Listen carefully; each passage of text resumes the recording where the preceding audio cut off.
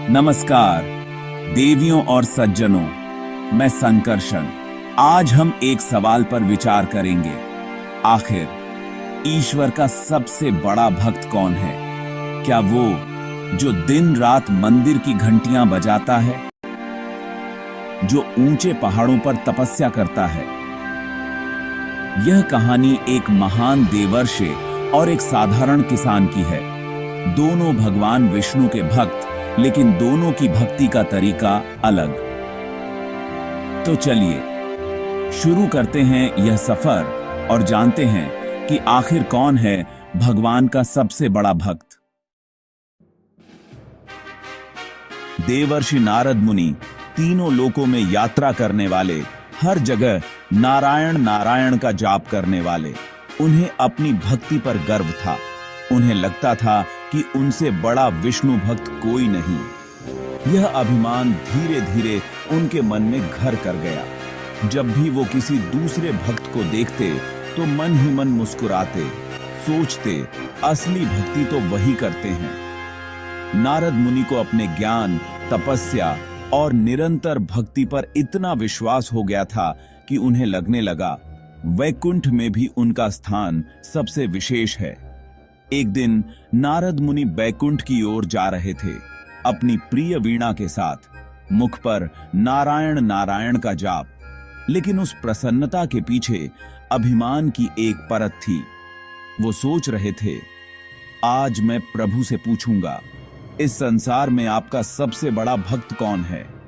उन्हें पूरा विश्वास था कि भगवान विष्णु उन्हीं का नाम लेंगे।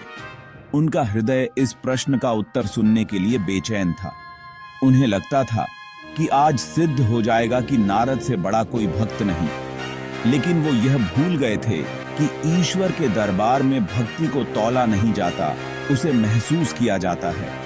और ईश्वर अपने भक्त के मन में छिपे अहंकार को भी देख लेते हैं।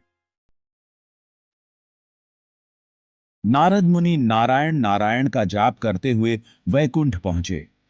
भगवान विष्णु शेषनाग की शैया पर थे। माता लक्ष्मी चरण दबा रही थीं।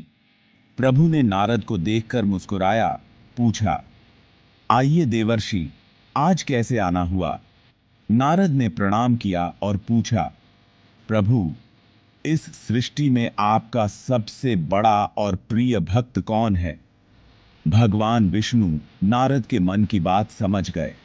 मुस्कुराकर बोले, नारद, मेरा सबसे बड़ा भक्त तो पृथ्वी पर रहता है, एक साधारण किसान। नारद को आश्चर्य हुआ, एक किसान जो दिन भर खेत में काम करता है, वो सबसे बड़ा भक्त कैसे हो सकता है?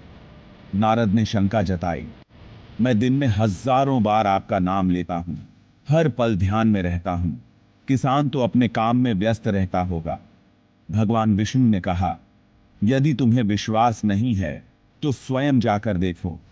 उस किसान के पास जाओ, उसकी दिनचर्या देखो, तुम्हें उत्तर मिल जाएगा।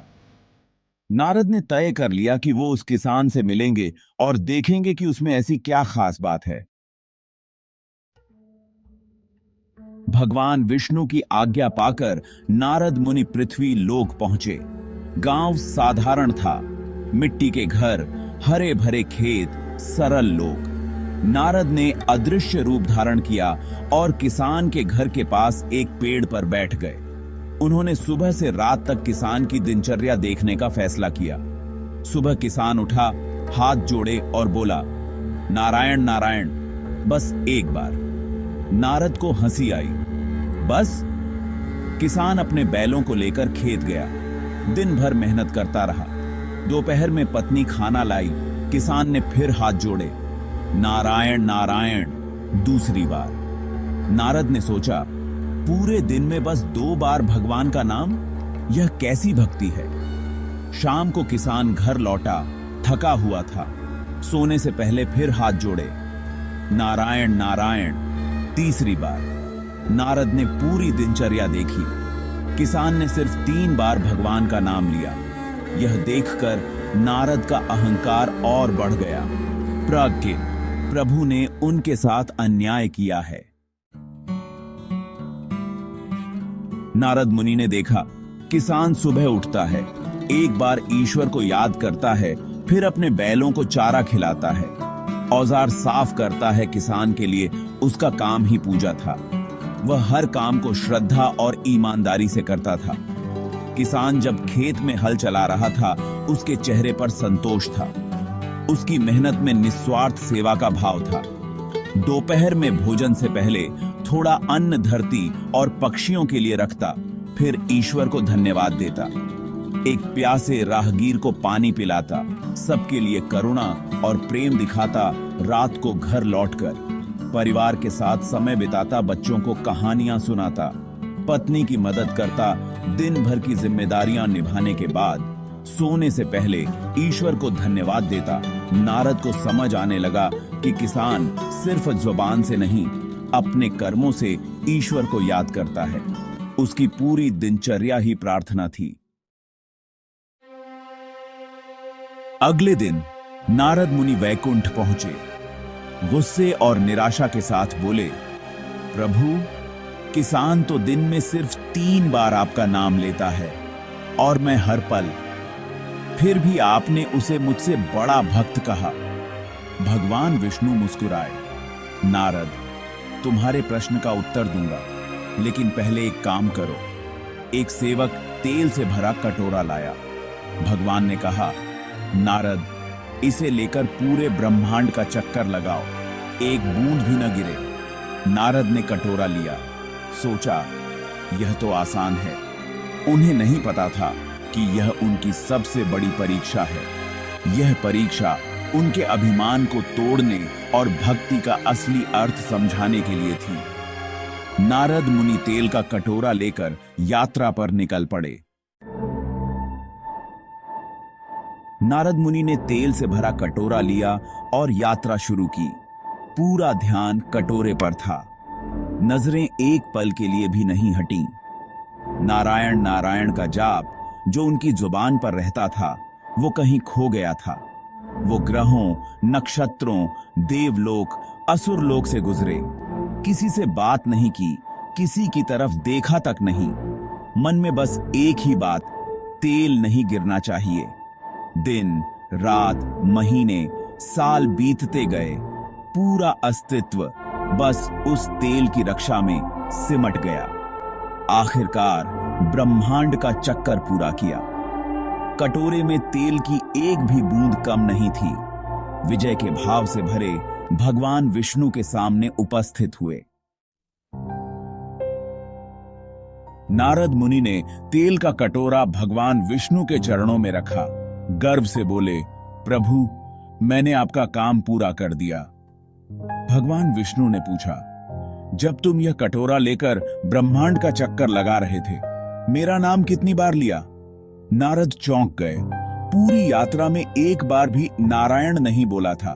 भगवान बोले, तुम्हारे पास तो बस एक कटोरे की जिम्मेदारी थी और तुम मुझे भूल गए।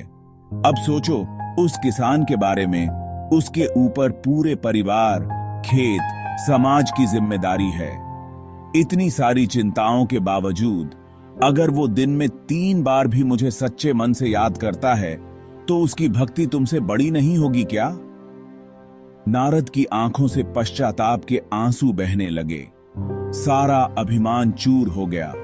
उन्हें आज भक्ति का असली मतलब समझ आया। भक्ति है हर जिम्मेदारी निभाते हुए भी मन में ईश्वर के लिए एक कोना बनाए रखना। तो देवियों और सज्जनों, इस कथा से हमें क्या सीखने को मिलता है? सच्ची भक्ति का अर्थ यह नहीं कि हम सब कुछ छोड़कर बस मंदिर में बैठें या तपस्या करें। सच्ची भक्ति उस किसान की तरह है जो अपनी हर जिम्मेदारी को ईमानदारी से निभाता है और फिर भी अपने हृदय में ईश्वर के लिए स्थान रखता है। सच्चा भक्त वो है जो कर्म को ही पूजा समझता है। ईश्वर को हमारे समय की नहीं, हमारे सच्चे भाव की जरूरत है। अगर आप दिन भर की मेहनत के बाद बस एक पल के लिए भी सच्चे दिल से ईश्वर को याद करते हैं, तो आपकी वो पुकार भी भगवान तक पहुंचती है। यह कहानी हमें सिखाती है, अपने कर्तव्यों से भागना नहीं चाहिए। जब हम अपने हिस्से का काम पूरी निष्ठा से करते हैं, वही प्रार्थना बन जाता है। सच्ची भक्ति संख्या में नहीं, श्रद्धा में मापी जाती है। धन्यवाद।